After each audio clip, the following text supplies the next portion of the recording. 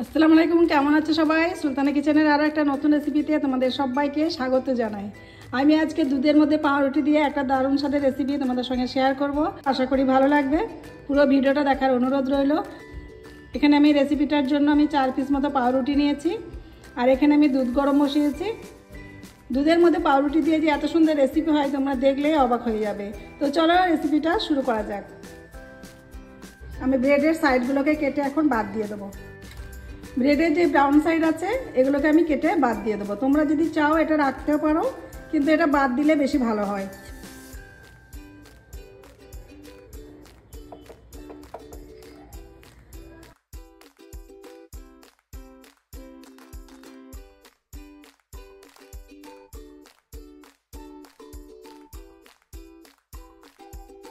তোমরা ব্রেডের এই ব্রাউন সাইডগুলো ফেলে না দিয়ে এগুলোকে ব্রেড ক্রাম্বস বানিয়ে রেখে দিতে পারো, অন্য রেসিপিতে কাজে লাগবে।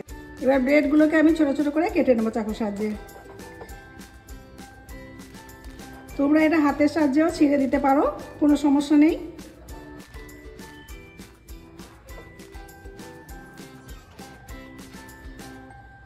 তো ব্রেডগুলো কাটা হয়ে গেছে, আমি এখন সাইডে রেখে দেবো।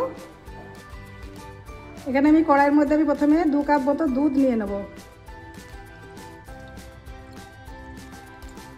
দুধটাকে এবার জাল দিয়ে আমি ঘন করে নেব। এটা 2 কাপ দুধ আছে, আমি জাল দিয়ে এটাকে 1 কাপ করে নেব।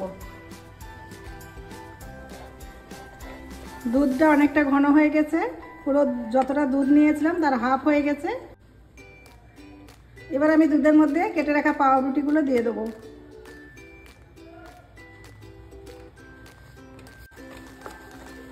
দুধের সঙ্গে পাউরুটিটাকে খুব ভালোভাবে কুক করে নেব।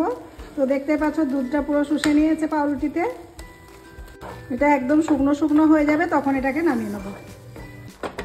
তো দেখতে পাচ্ছ পাউরুটি পুরো দুধ টেনে নিয়ে একদম শুকনো হয়ে গেছে আর কড়াই থেকে ছেড়ে আসছে। ঠিক এই সময় আমি এটাকে নামিয়ে এখন ঠান্ডা করে নেব। আমি ফ্লেম অফ করে দিলাম। আমি এখন এটাকে নামিয়ে সাইডে রেখে দেবো। তো পাউরুটি আর দুধের মিশ্রণটাকে আমি একটা থালার মধ্যে ঢেলে ঠান্ডা করে নিয়েছি। তো দেখতে পাচ্ছি ঠান্ডা হয়ে যাওয়ার পরে আরও এটা শক্ত হয়ে গেছে। এবার আমি 2 চামচ মতো ময়দা দিয়ে দেবো।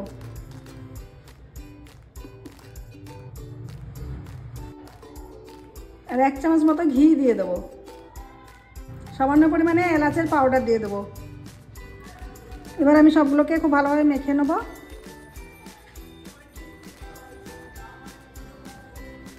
এবার আমি এভাবে মেখে মেখে একটা সফট ডো বানিয়ে নেব।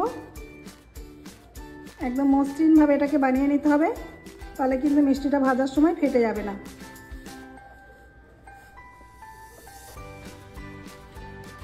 তো দেখতে পাচ্ছ আমি কত সুন্দরভাবে এটাকে মেখে নিয়েছি, একদম সফট হবে। এবার আমি হাতের মধ্যে একটু ঘি বুলিয়ে নিলাম। পাউরুটির মিশ্রণ থেকে আমি কিছুটা নিয়ে নেব, নিয়ে হাতের সাহায্যে আমি এটাকে গোল করে নেব। প্রথমে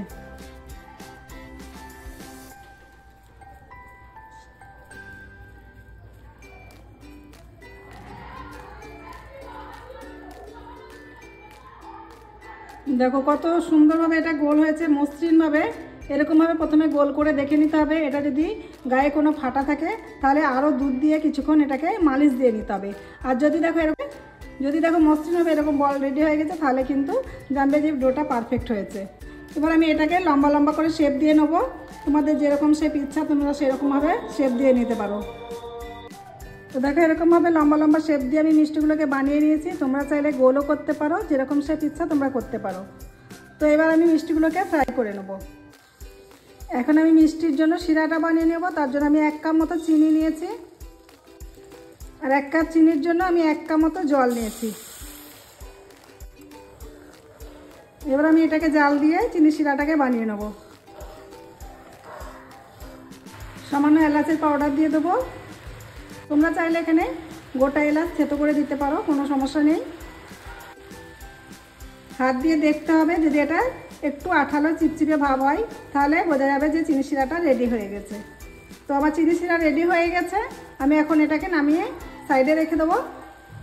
এখানে আমি মিষ্টিগুলো ফ্রাই করার জন্য তেল গরম করে নিয়েছি। তেলটা গরম হয়ে গেছে, এবার আমি মিষ্টিগুলোকে ভেজে নেব।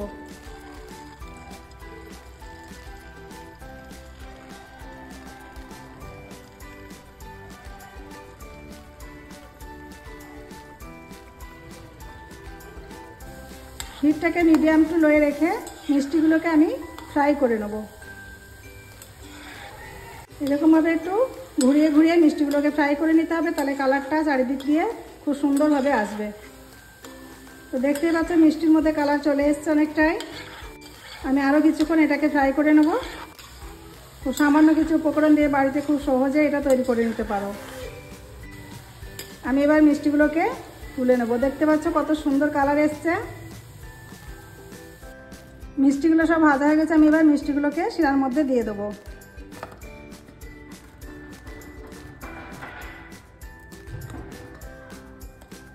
শিরাটা যখন হালকা গরম থাকবে সেই সময়ই দিতে হবে, শিরাটা একদম ঠান্ডা হলে হবে না। এবার আমি এটাকে ঢাকা দিয়ে 10 মিনিট মতো রেস্টে রেখে দেবো।